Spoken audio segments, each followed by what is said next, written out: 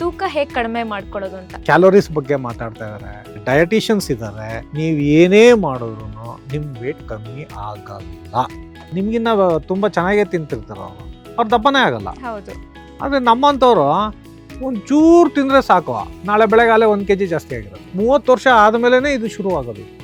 ಬೆಳ್ಕೊಂಡು ಹೋಗುತ್ತೆ ದಪ್ಪಗೆ. 50-60 ವರ್ಷಕ್ಕೆ ಸರಿಯಾಗಿ ದಪ್ಪ ಕೂತಿರ್ತಾರೆ. ಜನ ಏನ್ ಹೇಳ್ತಾರೆ, ನೀವು ಕ್ಯಾಲರಿ ಕಮ್ಮಿ ಮಾಡಿ ಅಂತ, ಪ್ರೋಟೀನ್ ಜಾಸ್ತಿ ತಿನ್ನಿ, ಕೀಟೋ ಡಯಟ್ ಮಾಡಿ, ಲಿಕ್ವಿಡ್ ಫಾಸ್ಟಿಂಗ್ ಮಾಡಿ. ಯಾವುದು ವರ್ಕ್ ಆಗಲ್ಲ ಅಂತ ನಾನೇನು ಅವ್ರನ್ನೇನು ಅಲ್ಲಿಗೆಳ್ತಾ ಇಲ್ಲ, ಎಲ್ರಿಗೂ ವರ್ಕ್ ಆಗಲ್ಲ.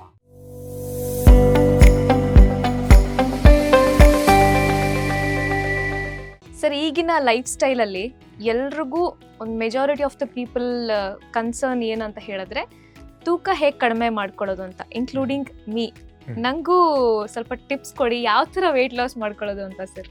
ನಾವು ಸುಮ್ಮನೆ ಕೂತ್ಕೊಂಡು ಯಾವುದೋ ಒಂದು ಮೆಥಡಾಲಜಿ ಫಾಲೋ ಮಾಡ್ತೀವಿ, ಯಾವುದೋ ಒಂದು ಯಾರೋ ಹೇಳಿದ್ರು ಅಥವಾ ಯೂಟ್ಯೂಬಲ್ಲಿ ನೋಡಿದ್ವಿ, ನಾವು ವೆಯ್ಟ್ ಲಾಸ್ ಮಾಡ್ಕೋತೀವಿ ಅಂದರೆ ಖಂಡಿತವಾಗ್ಲೂ ವೆಯ್ಟ್ ಲಾಸ್ ಆಗೋದೇ ಇಲ್ಲ, ಯಾರಿಗೂ ಆಗಲ್ಲ. ಎಷ್ಟೋ ಜನಕ್ಕೆ ಭಾಳಷ್ಟು ಇದೆ. ಈಗ ವೆಯ್ಟ್ ಲಾಸ್ ಮಾಡೋದಕ್ಕೆ ಪ್ರೋಗ್ರಾಮ್ಸ್ ಇದ್ದಾರೆ, ಕ್ಯಾಲೋರೀಸ್ ಬಗ್ಗೆ ಮಾತಾಡ್ತಾ ಇದ್ದಾರೆ, ಆಮೇಲೆ ಟೈಮ್ ರಿಸ್ಟ್ರಿಕ್ಟೆಡ್ ಡಯಟ್ ಅಂತ ಮಾತಾಡ್ತಾರೆ, ಇಂಟರ್ಮಿಟೆಂಟ್ ಫಾಸ್ಟಿಂಗ್ ಅಂತ ಹೇಳ್ತಾರೆ. ದೆನ್ ಓರಿಯೆಂಟಲ್ ಡಯಟ್ ಮಾಡಿ, ಕೀಟೋ ಡಯಟ್ ಮಾಡಿ, ಮತ್ತು ಫುಡ್ನಲ್ಲಿ ನಾವು ಪ್ಲ್ಯಾನ್ ಕೊಡ್ತೀವಿ, ಈ ಥರ ಫುಡ್ನ ನೀವು ಪ್ಲ್ಯಾನ್ ಮಾಡಿ ತಗೊಳ್ಳಿ ಅಂತ ಹೇಳ್ತಾರೆ. ಕ್ಯಾಲೋರಿ ಡೆಫಿಸಿಟ್ ಹೇಳ್ತಾರೆ, ಮತ್ತು ಡಯಟಿಕ್ ಪ್ಲ್ಯಾನ್ಸ್ ಮಾಡ್ತಾರೆ, ಡಯಟಿಷಿಯನ್ಸ್ ಇದ್ದಾರೆ.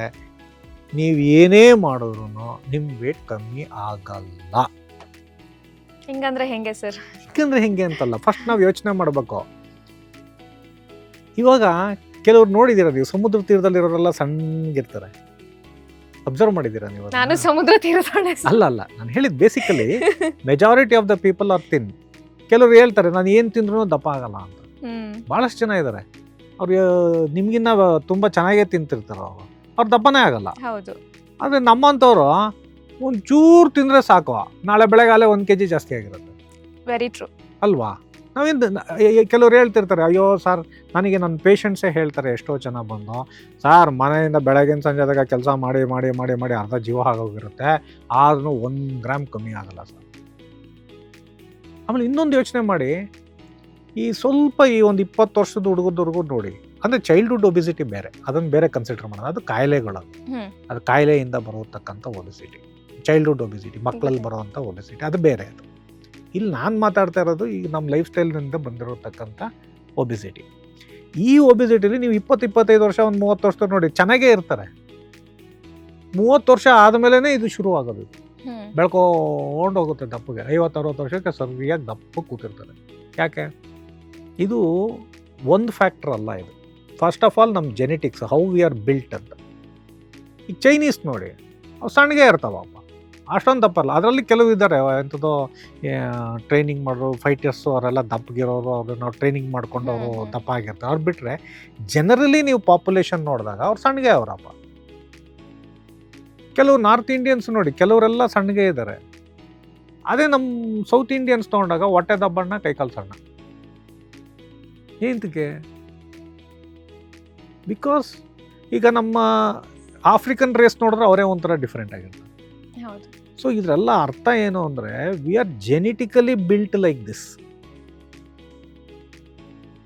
ಸೊ ನಮ್ಮ ಜೀನ್ಸ್ ಪ್ರೋಗ್ರಾಮ್ ಆಗಿಬಿಟ್ಟಿದೆ, ನೀನು ಏನು ತಿಂದ್ರೂ ನಾನು ಒಳಗೆ ತಗೋತೀನಿ ಅಂತ. ಸೊ ಈಗ ಜನ ಏನು ಹೇಳ್ತಾರೆ, ನೀವು ಕ್ಯಾಲರಿ ಕಮ್ಮಿ ಮಾಡಿ ಅಂತ. ಎಷ್ಟೋ ಜನ ಉಪವಾಸ ಮಾಡಿದ್ದಾರೆ, ಅದರಿಂದ ಅನಾರೋಗ್ಯ ಬರುತ್ತೆ ಹೊರತುನು ವೆಯ್ಟ್ ಒಂದು 100 ಗ್ರಾಮ್, 1 kg, 2 kg ಕಮ್ಮಿ ಆಗ್ಬೋದು ತಾತ್ಕಾಲಿಕವಾಗಿ. ಮತ್ತೆ ನೀವು ತಿನ್ನಕ್ಕೆ ಶುರು ಮಾಡಿದಾಗ ಮತ್ತೆ ಅಲ್ಲಿಗೆ ಬಂದು ಕೂತ್ಕೊಳ್ಳಿ. ಯಾವುದೇ ಡಯಟ್ ಇರ್ಬೋದು, ನೀವು ಕೀಟೋ ಡಯಟ್ ಫಾಲೋ ಮಾಡಿ. ಕೀಟೋ ಡಯಟಲ್ಲಿ ಏನು ಹೇಳ್ತಾರೆ, ಪ್ರೋಟೀನ್ ಜಾಸ್ತಿ ತಿನ್ನಿ, ಕಾರ್ಬೋಹೈಡ್ರೇಟ್ ಕಮ್ಮಿ ಮಾಡ್ಕೊಳ್ಳಿ, ಕೀಟೋಸಿಸ್ ಆಗಿ ನಿಮಗೆ ಕಮ್ಮಿ ಆಗುತ್ತೆ ಅಂತ ಮಾಡ್ತಾರೆ.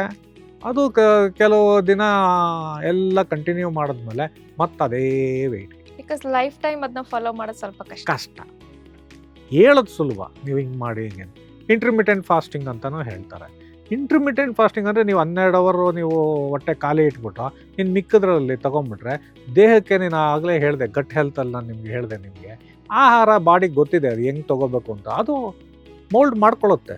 ನೀವು ಯಾವ ಟೈಮಿಗೆ ತಿನ್ಬೇಕೋ ಅದು ತಿನ್ನೋದನ್ನ ಮೋಲ್ಡ್ ಮಾಡಿಕೊಂಡು ಮತ್ತೆ ಅದೇ ಕತೆ ಹೇಳ್ತಾ ಇರ್ತಾರೆ ಟ್ಯೂಬಲ್ಲಿ. ನಾನು ಭಾಳಷ್ಟು ನೋಡಿದ್ದೀನಿ.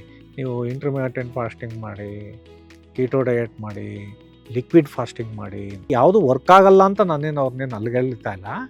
ಎಲ್ರಿಗೂ ವರ್ಕ್ ಆಗಲ್ಲ, ಮೆಜಾರಿಟಿ ಆಫ್ ದ ಪೀಪಲ್ಗೆ ವರ್ಕ್ ಆಗಲ್ಲ. ಮತ್ತು ವೆಯ್ಟ್ ಲಾಸ್ ಹೇಗೆ ಮಾಡ್ಕೊಳ್ಳೋದು ಸರ್? ವೆಯ್ಟ್ ಲಾಸು ಒಂದು ಅರ್ಥ ಮಾಡ್ಕೋಬೇಕು, ನಮ್ಮ ದೇಹ ಹೇಗಿದೆ ಅಂತ, how it is built genetically. ನಮ್ಮ ತಂದೆ ತಾಯಿಗಳು ನೋಡಿದ್ರೆ ನಮ್ಗೆ ಗೊತ್ತಾಗುತ್ತೆ ನಾವು ಹೆಂಗೆ ಬಂದಿದ್ದೀವಿ. ಈಗ ನಿಮ್ಮ ತಂದೆ ತಾಯಿಗಳು ಇಬ್ಬರು ದಪ್ಪಗಿದ್ದು ಹಿಂಗೆ ಇದ್ರೆ ನೀವಿರೋ ಹಿಂಗೆ ಇರೋದು ಫಿಕ್ಸು, ಅದನ್ನು ಚೇಂಜ್ ಮಾಡೋಕ್ಕೆ ಬರಲ್ಲ. ಸೊ ಒಂದು ಹಂತಕ್ಕೆ ನಾವು ಎಕ್ಸಸೈಸ್ ಮಾಡಿ ಫಿಟ್ನೆಸ್ನ ಮಾಡ್ಬೋದು. ಸ್ವಲ್ಪ ಒಂಚೂರು ಜಿಮ್ಗೆ ಹೋಗಿ ಹಂಗಂತ ಹೋಗ್ಬಿಟ್ಟು ಜಿಮ್ಮಲ್ಲಿ ಹೋಗ್ಬಿಟ್ಟು ಮೈಕೈಗೆ ಮುರ್ಕೊಳ್ಳಿ ಅಂತ ನಾನು ಹೇಳಲ್ಲ. ಏರೋಬಿಕ್ಸೋ ಏನೋ ಒಂದು ಸ್ವಲ್ಪ ಮಾಡಿಕೊಂಡು ಫಿಟ್ನೆಸ್ ಮಾಡ್ಕೋಬೋದು. ಹಂಗಂತ ಜಿಮ್ಗೆ ಹೋದವರೆಲ್ಲ ಸಣ್ಣಗಾಗಲ್ಲ.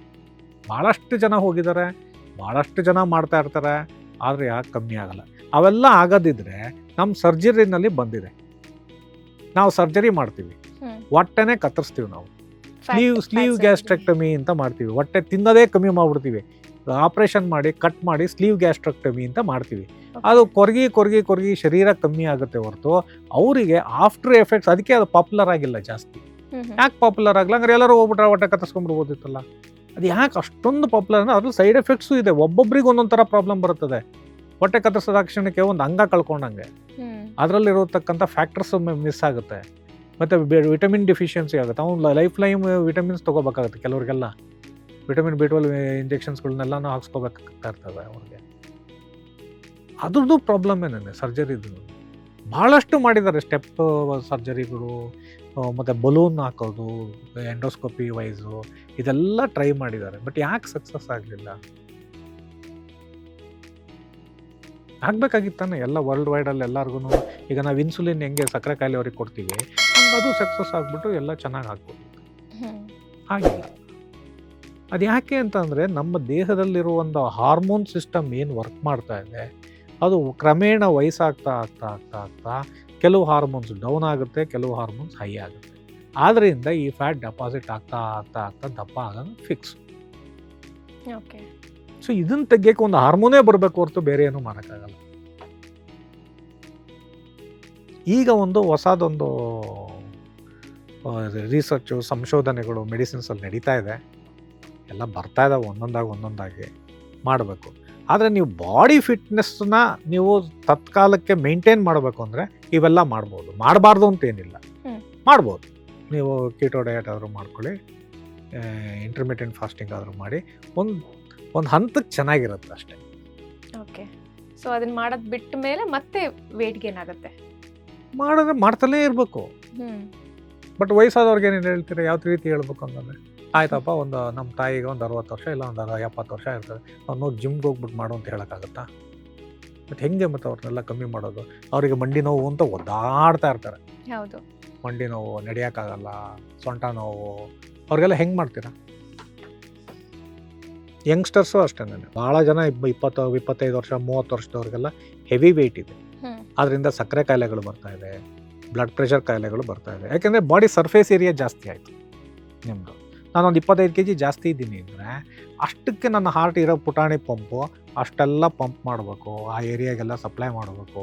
ಅದರಿಂದ ಏನಾಗುತ್ತೆ, ಸ್ಟ್ರೆಸ್ ಜಾಸ್ತಿಯಾಗಿ ಈ ಎಲ್ಲ ಎಂಜೈಮ್ಸು ವ್ಯತ್ಯಾಸಗಳಾಗಿ ದೇಹದಲ್ಲಿ ಸಕ್ಕರೆ ಕಾಯಿಲೆ, BP ಕಾಯಿಲೆ, ಮತ್ತು ಮೆಟಬಾಲಿಕ್ ಡಿಸೀಸು, ಮೆಟಬಾಲಿಕ್ ಸಿಂಡ್ರೋಮು ಇವೆಲ್ಲ ಬರ್ತಾ ಇದೆ. ಡಿಪ್ರೆಷನ್ನು, ಇದು again this obesity related to depressions, anorexia, abdominal distension, ಹೊಟ್ಟೆ ಹೆಚ್ಚು ಕಮ್ಮಿ ಆಗೋದು, ಇವೆಲ್ಲ ನಡೆಯುತ್ತೆ. ಸೊ ವಯಸ್ಸಾದವ್ರು ಏನು ಮಾಡಬೇಕು ಸರ್?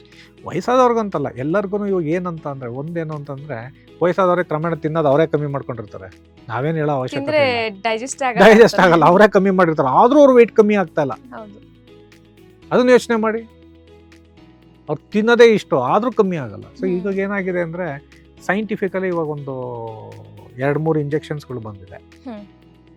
ಒಂದು ಟ್ರೈಜಿಪಟೈಡ್ ಅಂತ, ಒಂದು ಸೆಮಾಗ್ಲೂಟೈಡ್ ಅಂತ, ಒಂದು ಲಿರಾಗ್ಲೂಟೈಡ್ ಅಂತ ಇಂಜೆಕ್ಷನ್ಸ್ ಬಂದಿದೆ. ಇದೆಲ್ಲ FDA ಅಪ್ರೂವ್ಡ್. FDA ಅಪ್ರೂವ್ಡ್ ಆಗಿರೋದ್ರಿಂದ ಇದನ್ನು ತೊಗೊಂಡ್ರೆ ಕಮ್ಮಿ ಆಗುತ್ತೆ. ಅಂದರೆ ಒಂದು 20 kg ಅಷ್ಟು ಕಮ್ಮಿ ಆಗುತ್ತೆ. ಯಾವ ಏಜ್ ಬೇಕಾದ್ರೂ ತೊಗೋಬೋದು. 18 to 20% ನಿಮ್ಮದು ಬಾಡಿ ವೆಯ್ಟ್ 20% ಕಮ್ಮಿ ಅಂದರೆ ಒಂದು ಕ್ರಮೇಣ ಒಂದು 15-20 kgವರೆಗೂ ಕಮ್ಮಿ ಆಗುತ್ತೆ. ಒಂದು 6 ತಿಂಗಳು, 1 ವರ್ಷದಲ್ಲಿ ಕಮ್ಮಿ, 1 ವರ್ಷದಲ್ಲಿ ಕಮ್ಮಿ ಆಗುತ್ತೆ, ತಗೋಬೋದು. ಆದರೆ ಬಿಟ್ಟ ಮೇಲೆ ಮತ್ತೆ ಬರ್ಬೋದು, ಹೋಗುತ್ತೆ 100% ಅಂತ ಏನಿಲ್ಲ, ಬರ್ಬೋದು. ಅವಾಗ ನೀವೇನು ಮಾಡಬೇಕು ಅಂದರೆ ಪ್ಲ್ಯಾನ್ ಮಾಡಬೇಕಾಗತ್ತೆ. ನಾನು ಒಂದು ಸತಿ ಕಮ್ಮಿ ಆದಮೇಲೆ ನಾನು ಆಹಾರನ ತಗೊಂಡು ಅದೇ ಆಹಾರನ ಕಮ್ಮಿಯಲ್ಲಿ ಇಟ್ಕೊಂಡು ನಾನು ಇಂಜೆಕ್ಷನ್ನ ಇನ್ನೊಂದು ಸ್ವಲ್ಪ ಲೋ ಡೋಸಲ್ಲಿ ಕಂಟಿನ್ಯೂ ಮಾಡಿದ್ರೆ ಅದಿನ್ನೂ ರಿಸರ್ಚಲ್ಲಿ ಇನ್ನೂ ಏನು ಬಂದಿಲ್ಲ. ಅದು ನೆಕ್ಸ್ಟು ಯಾವಾಗ ನಿಲ್ಲಿಸ್ಬೇಕು ಅನ್ನೋದು ಏನೂ ಬಂದಿಲ್ಲ ಅದರಲ್ಲಿ ರಿಸರ್ಚಲ್ಲಿ. ಎಲ್ಲಿವರೆಗೂ ತಗೋಬೇಕು ಅನ್ನೋದು ಏನೂ ಇದಾಗಿಲ್ಲ. 1 ವರ್ಷ ತೊಗೊಂಡ್ರೆ ನಿಮಗೆ ಕಮ್ಮಿ ಆಗುತ್ತೆ ಅಂತಿದೆ, ನಿಲ್ಲಿಸ್ಬೇಕು ಅನ್ನೋದು ಏನು ಬರೋದಿಲ್ಲ ಅದರಲ್ಲಿ. ಸೊ ಒಂದು ಲೋ ಡೋಸ್ ಯಾವ್ದಾದ್ರು ಮೇಂಟೆನೆನ್ಸ್ ಥರ ತೊಗೊಂಡಿದ್ರೆ ವಾರಕ್ಕೊಂದು ಇಂಜೆಕ್ಷನ್ ಅಷ್ಟೇ, ಅದು ಸಣ್ಣದೊಂದು ಇಂಜೆಕ್ಷನ್ನು ವಾರಕ್ಕೊಂದು ತೊಗೊಂಡ್ರೆ ಚೆನ್ನಾಗಿರ್ಬೋದು ಅಂತ ನಮ್ಮ ಒಂದು ಅಭಿಪ್ರಾಯ. ಅಂದ್ರೆ ವರ್ಷ ಪೂರ್ತಿ ತಗೊಂಡ್ರೆ ನಮ್ಮ ಬಾಡಿ ಯೂಸ್ ಟು ಇಟ್ ಆಗಲ್ವಾ ಸರ್ ಅದಕ್ಕೆ? ಅದನ್ನೇ, ಅದು ಅದು ಏನಂದರೆ ಹೊರಗಡೆಯಿಂದ ಮಾಡಿರಲ್ಲ, ನಿಮ್ಮಲ್ಲಿ ಇರೋತಕ್ಕಂಥ ಹಾರ್ಮೋನ್ನ ಚೇಂಜ್ ಮಾಡೋಕ್ಕೆ ಅದು ಕೊಡ್ತಾ ಇರೋದು. ಸೇಮ್ ಇನ್ಸುಲಿನ್ ಥರನೇ ಅದು. ಸಕ್ಕರೆ ಕಾಯಿಲೆ ಅವ್ರಿಗೆ ಇದೊಂಥರ ವರಪ್ರದಾಯಕವಾಗಿ ಬಂದಿದೆ. ಸಕ್ಕರೆ ಕಾಯಿಲೆ ಇಂಜೆಕ್ಷನ್ ಅಂದರೆ ಸಕ್ಕರೆ ಕಾಯಿಲೆನೇ, ಅವ್ರಿಗೆ ಬೇರೆ ಮಾತ್ರೆಗಳು ತೊಗೊಳ್ಳೋ ಅವಶ್ಯಕತೆ ಇರೋದಿಲ್ಲ. ಸರಿ, ಇದೊಂದು ತೊಗೊಂಡ್ರೆ ಸಾಕು, ಒಂದು ಇಂಜೆಕ್ಷನ್, ವಾರಕ್ಕೊಂದು ಇಂಜೆಕ್ಷನ್ ತೊಗೊಂಡು ಸುಮ್ಮನಿರೋರು ಒಳ್ಳೆಯದು. ಬಟ್ ಜಾಸ್ತಿ ತಿನ್ನೋಕ್ಕಾಗಲ್ಲ, ಅದರದ್ದೇ ಆದಂಥ ಸ್ವಲ್ಪ ಕೆಲವು ಸೈಡ್ ಎಫೆಕ್ಟ್ಸ್ ಇರ್ತದೆ. ಅದನ್ನ ವೈದ್ಯರ ಹತ್ರ ತಿಳಿಸಿ ಅದನ್ನ ಮೇಂಟೈನ್ ಮಾಡ್ಕೋಬೇಕಾಗತ್ತೆ. ಅಂತ ಮೇಜರ್ ಸೈಡ್ ಎಫೆಕ್ಟ್ಸ್ ಏನೂ ಇರೋಲ್ಲ, ಮೈಲ್ಡ್ ಆಗಿರುತ್ತೆ. ಹೊಟ್ಟೆ ಉಬ್ಬರ ಬರೋದು, ಹೊಟ್ಟೆ ಗಟ್ಟಿ ಆಗೋದು ಆ ಥರ ಆಗುತ್ತೆ. ಹಂಗೇನ ಆದಾಗ ಡಾಕ್ಟ್ರಿಗೆ ಹೇಳಿ ಒಂದಿಷ್ಟು ಔಷಧಿ ತೊಗೊಂಡ್ರೆ ಈಗಿನ ಪರಿಸ್ಥಿತಿಗೆ ಇಷ್ಟೇ ಇರೋದು. ಇಲ್ಲ ಅಂದರೆ ನಾವು ಇದೇ ಒಂದು ಹೋರಾಟದಲ್ಲಿ ಅದೇ ಮತ್ತೆ ಆಯುರ್ವೇದ ಹೇಳಿದ್ರು, ಇಂಟರ್ಮಿಟೆಂಟ್ ಹೇಳಿದ್ರು ಅಂತ ನಡೀತಲೇ ಇರುತ್ತೆ. ಹಿಸ್ಟ್ರಿ ರಿಪೀಟ್ಸ್ ಅಷ್ಟೇ ನಡೀತಾ ಇರ್ತದೆ. ಕ್ಯಾಲರೀಸಿಂದ ಕಮ್ಮಿ ಆಗಿಬಿಟ್ರೆ ಕಮ್ಮಿ ಆಗುತ್ತೆ ಅಂತಾರೆ, ಹಂಗೆಲ್ಲ ಆಗಲ್ಲ. ಇಷ್ಟು ದಿನ ವೆಯ್ಟ್ ಲಾಸ್ ಬಗ್ಗೆ ಒಂದು ಭ್ರಮೇಲಿದ್ವಿ ಸರ್, ಅದನ್ನ ನೀವು ಐ ಓಪನಿಂಗ್ ಸೆಷನ್ ಥರ ಆಯಿತು. ಇದು weight loss and weight management ಬಗ್ಗೆ ಸಾಕಷ್ಟು ಮಾಹಿತಿಯನ್ನು ತಿಳಿಸಿಕೊಟ್ಟಿದ್ದೀವಿ. ಧನ್ಯವಾದ. ನಮಸ್ಕಾರ. ಲೇಟೆಸ್ಟ್ ಹಾಗೂ ಇಂಟ್ರೆಸ್ಟಿಂಗ್ ಸುದ್ದಿಗಳಿಗಾಗಿ ಬಾಸ್ ಟಿವಿ ಕನ್ನಡ ಚಾನೆಲ್ನ ಸಬ್ಸ್ಕ್ರೈಬ್ ಮಾಡಿ, ಹಾಗೆಯೇ ಬೆಲ್ ಐಕಾನ್ ಪ್ರೆಸ್ ಮಾಡಿ. ಇದರ ಜೊತೆಗೆ ಫೇಸ್ಬುಕ್, ಇನ್ಸ್ಟಾಗ್ರಾಮ್, ಎಕ್ಸ್ನಲ್ಲೂ ಮಿಸ್ ಮಾಡದೆ ಫಾಲೋ ಮಾಡಿ.